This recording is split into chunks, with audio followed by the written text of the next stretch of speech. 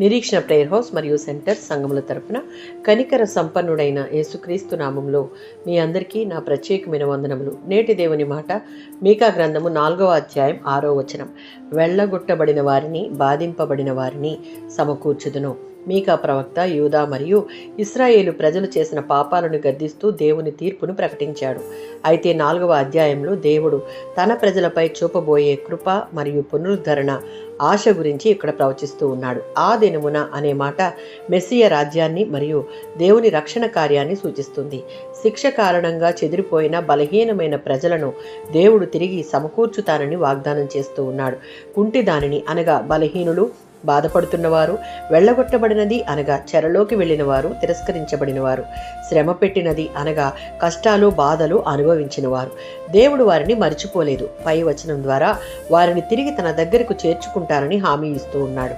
జెఫన్యా గ్రంథం 3వ అధ్యాయం 19-20 వచనాలలో దేవుడు కుంటి వారిని రక్షించి చెదిరిపోయిన వారిని సమకూరుస్తానని వాగ్దానం చేస్తూ ఉన్నాడు. యెషయా గ్రంథం 35వ అధ్యాయం 3-6 వచనాలు. భక్తిహీనుల చేతులను బలపరిచి కుంటివారు లేడి వలె గంతులు వేస్తారని యెషయా ప్రవక్త ద్వారా ప్రవచనం.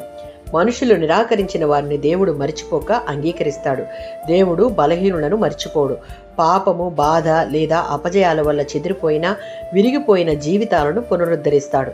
బలవంతులకు మాత్రమే కాక బలహీనులకు కూడా ఆయన కృప సమృద్ధిగా ఉంటుంది.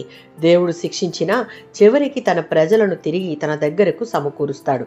దేవుడు బలహీనులను, తిరస్కరించబడిన వారిని, బాధింపబడుతున్న వారిని విడిచిపెట్టడు.